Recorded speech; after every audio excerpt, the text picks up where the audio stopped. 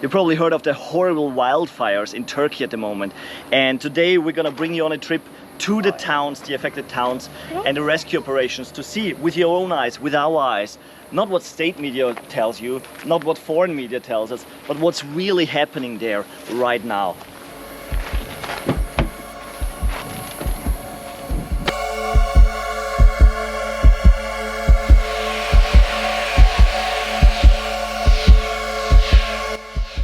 We arrive at a little town called Belenobasi, where a farmer shows us what used to be his house and which is now turned into ashes. Gece saat 1'de karşıdaki dağdan başladı.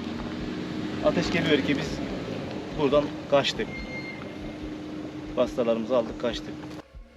They stayed awake because they knew the fire was getting closer, and at 1 o'clock in the morning all of a sudden back there the fire started to burn in the forest, and they had no moments to take anything, they had to leave, so they took the child, woke him up and left. Nasıl şey yaptınız? 2 kilometre yukarıdaki ana yola çıktık. They managed to escape over the main road, the one that you saw in the beginning, where it was burning left and right when they did, but they have their life. But for him now it means everything is gone.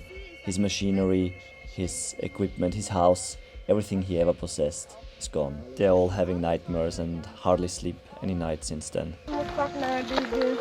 Burası oturma odasıydı. Here used to be the living room.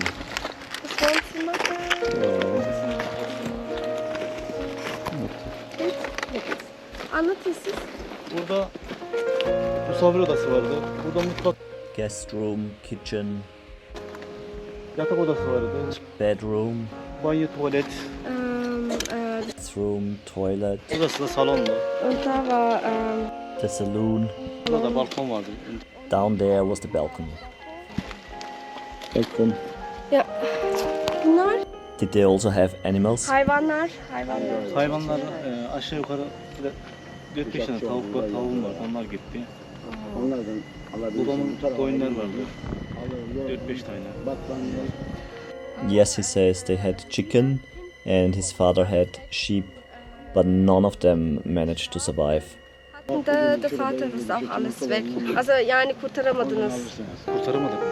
Zor değil mi? O anda In that moment, they just couldn't save them. konnten sie die Tiere nicht retten.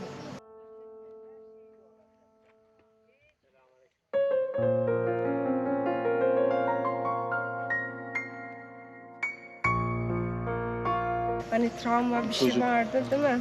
O da Biraz etkilendi. Uyurken uykudan kaldırdım, kaçacağız dedim. Anne ben üşüyorum dedi. Arabaya aldık gittik yani.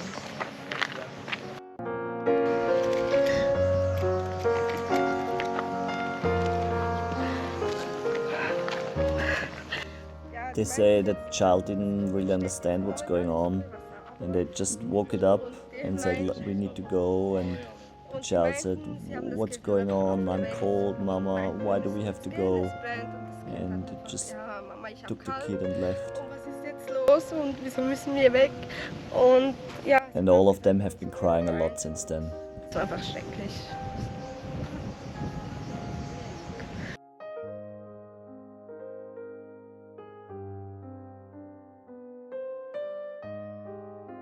What's the name of the little boy? Unmut heißt er. His name is Unmut, and it means hope.